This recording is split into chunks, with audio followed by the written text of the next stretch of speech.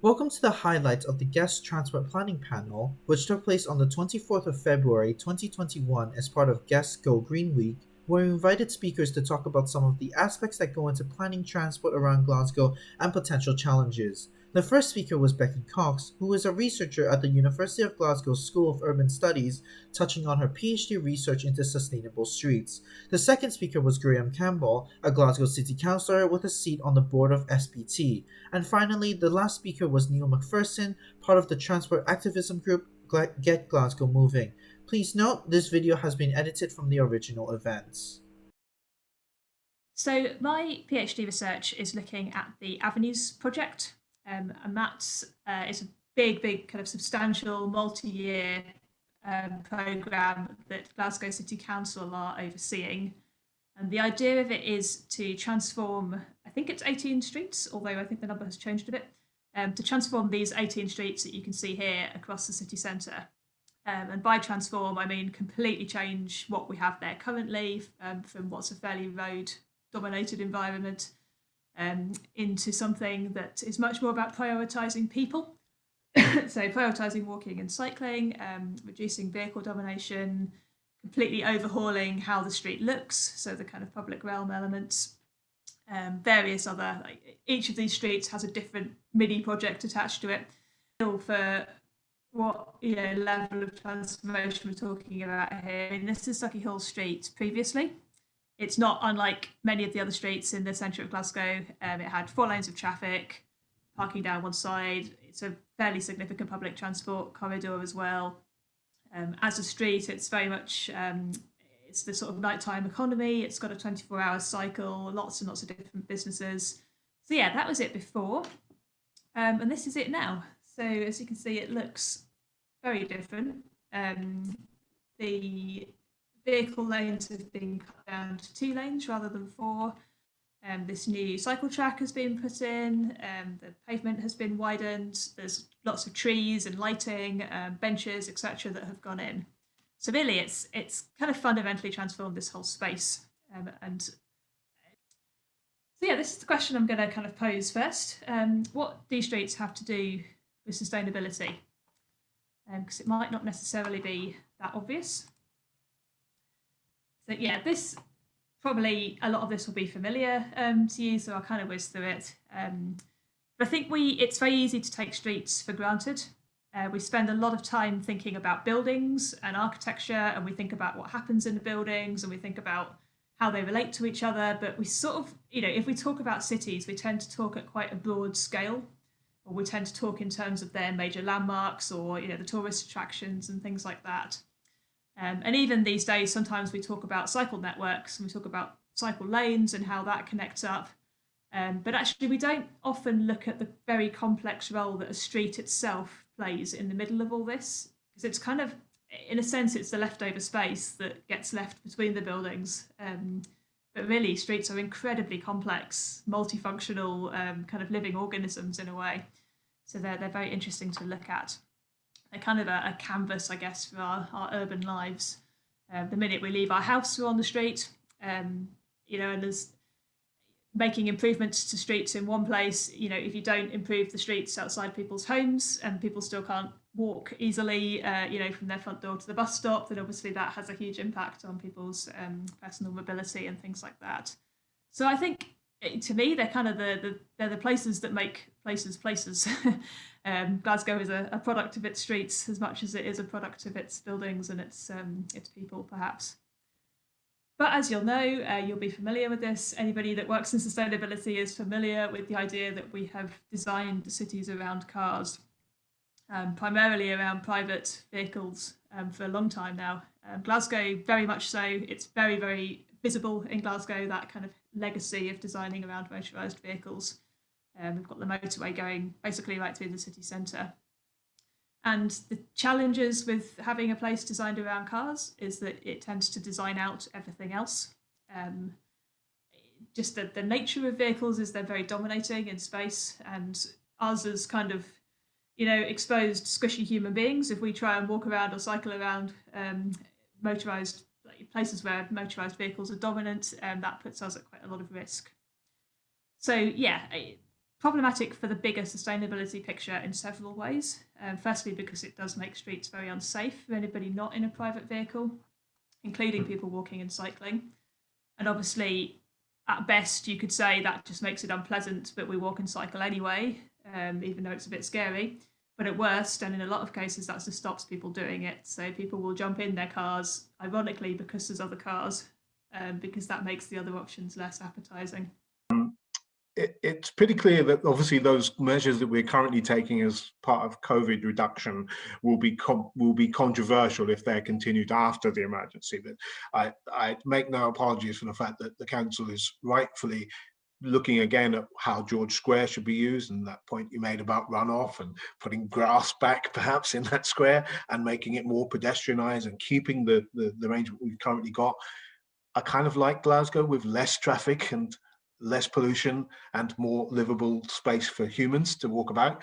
To this day now, we still don't have properly integrated journeys, and it's a point I consistently make as a bus user in the SBT, living and representing a community which is to an extent distance from the city centre, although we're not too far away. I mean, Springburn is literally, what, 2.5 miles from at the southern point, it's only 1.5 miles from George Square.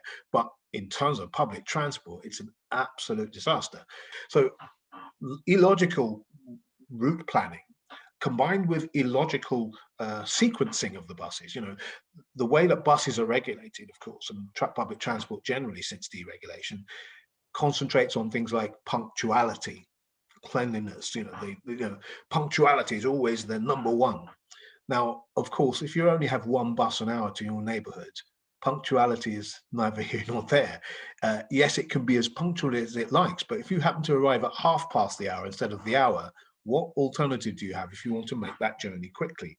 And if there's only one bus an hour, I'd rather have 4 late buses an hour than 1 on time punctual bus, because the likelihood of me choosing that form of transport to make my journey instead of taking a car or another form of transport, which is more polluting, is dependent on its ease of use. And this is the key thing, I think, in transport planning, which is wrong with it. Now all the operators pretty much are private, unlike Edinburgh, which kept hold of its bus company.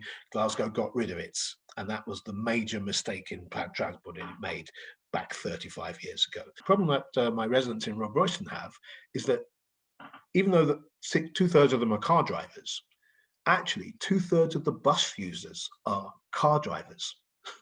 This is a myth that only people without cars use the bus. It's not true. And indeed, what I found is that 2/3 of the community members who came to meetings also drove and used public transport, and they chose when to use public transport based on the ease of the time of the day to avoid rush hour. Also the fact that if you're going to a hospital appointment and you're going to get some medical treatment, you can't drive because you can't drive yourself, so you need the bus or the train. So these were reasons why residents of mine who are car owners also choose public transport. But they found that the inconvenience of it, especially in the winter when you're stuck out there and you miss that one bus past the hour, and then, well, you've got no choice. If you need to get to your appointment quickly, you get a taxi, because the taxi is relatively in terms of price. And that's the other thing. Public transport is sort of judged on its price to the private companies who are taking profit out of the system. They pretty much decide and determine when a route runs. And in practice, if they say, oh, this route is uneconomic, what happens is that they put in a 70-day notice. It comes to SBT, and then SBT is effectively put in the position of being blackmailed into subsidizing that route while they find another contractor to run it. Nearly always it's the same contractor who's just given it up, but this time they got it with subsidy from us, from the public purse, and their shareholders get subsidized by us. If you've got slightly more money than the minimum, you can afford to take the train, it's actually a much better value, and it's subsidized to a great extent as well. So that cost per mile and that calculation, the reason why that system is terrible is because it effectively puts one mode of transport in competition with another mode of transport, instead of seeing it as a whole transport ecosystem in which walking, cycling, bus journeys, train journeys, and subway journeys are integrated things when you plan the movement of people around the city. We still do not have an integrated transport system. Well, I'm not the person to speak on behalf of SBT. I'm a member of it. I make it clear this is my personal view. SBT as an organisation has traditionally thought we can make the franchising system work if we double down on the standards and expectations and the bits that we can control, which is about routes, timings, not routes, but the timings, commerciality, quality of service. Those are the sorts of things that SBT can shove the companies into doing a bit better. The recently introduced, the environmental zone, the low emission zone. That's meant that bus companies have had to introduce new electric buses, right? So that came in quite sharply. They didn't like it, but they've lived with it, and they bought the new buses. But I have to say that the franchised routes, from my knowledge of it's very frustrating, because basically, as I say, the commercial company, if they're not making the profit level they would like, they pull out, and it's very difficult to replace them. We can only provide an emergency service for outside of the commercial hours to replace that route while we wait for another contractor to take it up. And I'd like to be able to fully step in on what the so-called commercial route is. We don't have the power to do that. So until they change those structures, and until we properly allow for the possibility of properly reintegrating transport, franchise routes are going to be continuing to be a problem for us, because the franchise holders have all the power. We don't. The main points to answer your question is that we want a more integrated public transport network. We need more integrated technology like smart ticketing, smart grids, stuff like that. And there's also a strong correlation between active travel and public transport. If there was better public transport, people would be using their cars less, because they'd be walking part of the journeys, they're going to get a bus. They'd be walking part of the journeys, their journeys are taking the train. They'd be taking bikes in the trains.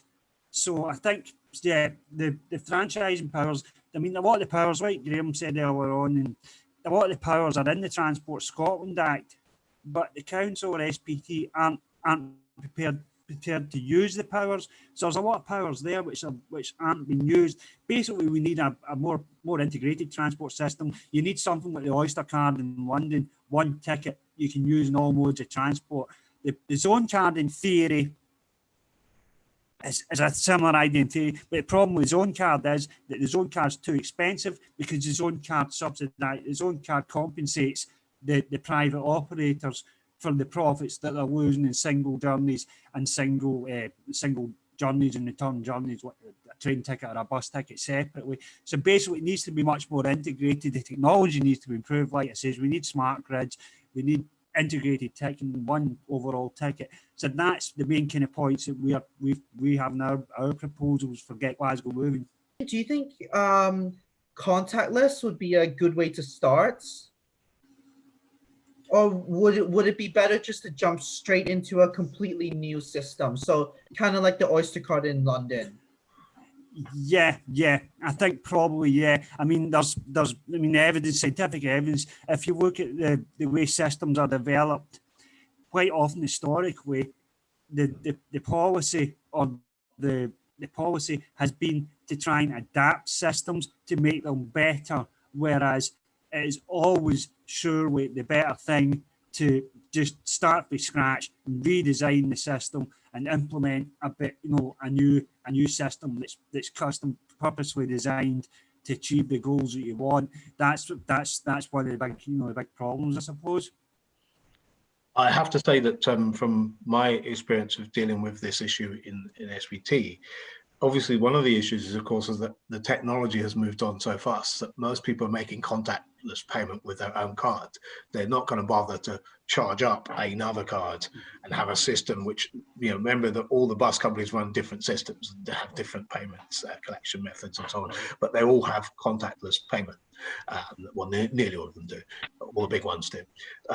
There's actually no point in putting in the expense of the infrastructure and the shops selling these little chargeable cards. There's absolutely no point in doing that, since everybody already has contactless. The issue then is, how do the bus subsidies to these companies, while this franchising model is going on, how do you correctly calculate when is a free journey on somebody's national pass, their pension pass or their young person's card?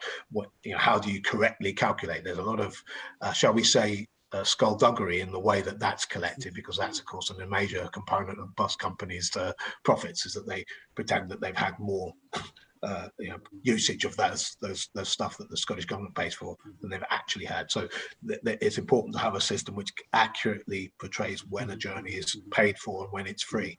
And at the moment we don't have that, and there's a massive disincentive for any of the companies to actually come together to do it. And it's something that we're actively always talking about at the board, and some companies are up for doing that and some companies are clearly not. So I think the likelihood is, though, we're not going to have an Oyster card, but we will at some point have a common way of doing this, which works on all bus companies, and obviously a ticket that would work on all bus companies. That we do need. If you buy a day pass, it should be valid for any of the bus companies, and that is still a struggle to actually get them to agree to do. And I think it's unlikely until SPT and other regional collaboratives have the power to impose it. Just briefly going to add to what Graham says there, I think the issue, is that at national level, it's the government needs, sorry to say, the SPT and the council to a degree are tied with the funding that they have as well. There needs to be more funding and investment coming from the government at a national level. The UK government have always said that train travel is preferred mode of transport. Yeah, if you look back over 50, 60 years, the money's just been spent building more roads, and there's a £22 billion backlog in road repairs. As to the technology, I think some of the technology exists, but a problem with technology is that some of its cost as well. For example, some of the technology that's in use is so outdated that in other countries like South Korea and Japan, you'll see technology where they've spent the money and it's more up-to-date systems, more up-to-date technology that work. For example, I was standing at the train station talking to one of the staff at the train station, and the smart card they have on the trains, where you have to scan the card on the reader on the platform, you book it online, your ticket online, you scan the card on the reader on the platform, and then the ticket inspector on the train types in a code or a number in the ticket machine. That's 10 or 15-year-old technology, the smart card readers and the platforms in the train. It's out-of-date technology, and it's purely down to the cost that the money's not been spent to implement more up-to-date technology. So that's a few kind of points as well, I think, which are important. There we go, that's me. There we go. There's several parts to that, and I suppose the thing about transport modelling, as with any modelling, is that you can use a model to say whatever you would like it to say. If you put the right data into it, it will give you what you want out of it. That's the nature of modelling. And I think generally there's been quite a lot of, I won't name names, but some big transport operators perhaps sometimes use traffic modelling to make points about car reduction. So they might propose building a new extension to a motorway and somehow propose that that's going to reduce traffic, or this kind of very embedded idea that we have that if a street is congested, we just need to add another lane and that will solve the congestion, and that's all down to modelling. So what's interesting in the Stucky Hill Street case is they have actually used modelling in I think a much more progressive way, and it's given that they clearly managed to model it sufficiently to kind of win over the hearts and minds at the start of the project to show that taking 2 lanes out on that street wasn't going to kind of make the whole city ground to a halt. I am aware anecdotally that I think if you routinely have to drive that route, for instance, if you are a taxi driver, I think that there's a bit of if you take people's space away and they feel like it's their space, and you say, if you reduce space for driving and you rely on driving for your income, then of course you're going to feel threatened by that. And I mean, that's understandable. What's important now, obviously, is relying on data, and there is data being collected during the Avenues programme and in the aftermath of Sucky Street. And I think, from what I understand, that data shows that there's been very little impact on the overall traffic flow in the city centre, very little impact on the public transport routes. What tends to happen is you do an intervention, you make a little change here, you move something here, and stuff will shift around to adapt to it over time. So you might get an initial backlash, but generally it just adapts. And Glasgow, kind of the perverse sort of benefit in a sense of having so many streets in the city centre that are fully accessible to vehicles is that you can tinker around with one street and it will just push the traffic perhaps onto a different street. So you have to be careful that you're measuring. If one of the overall aims of it is to reduce traffic numbers, then you have to be careful that you're not just pushing it elsewhere. But I think, in this case, that it is part of a bigger picture to reduce access to certainly to reduce access through the city centre, to stop people just kind of cutting through because it's quicker than going around the edge. That's one of the ways that I think modelling has actually been used fairly positively in the Avenues. As you say, kind of removing parking. The issue with businesses, this is an incredibly live issue, and if you followed any of the LTN stuff in London, the low traffic neighbourhood stuff, there's been a lot of interventions to create these low traffic neighbourhoods in London recently, some of them on the back of sort of temporary COVID schemes, which I think hasn't necessarily been the most helpful way of doing it. But I mean, the idea with those is just to take away the ability of vehicles to travel through residential areas and local streets. So all you're doing is just everybody still has full access. Everybody that lives there can still drive to their house and to businesses if they want to, but it's just making it more difficult so it's not people's default to drive down these streets. But there's been a lot of very vocal, very well publicised kickback from businesses that are concerned about their welfare and their livelihood, because they perceive that removing making the access harder by vehicles and removing parking will affect their customer base. And I think, we, as I've said before, we absolutely have to understand why business owners have these concerns. I don't think it does us any favours if we just say, oh, for goodness sake, come on, get over it. They will have reasons, they will have these concerns, but I suppose it's just working with them to say, look, here's some evidence that suggests actually, business owners tend to massively underestimate what proportion of their customers arrive by foot and by bike.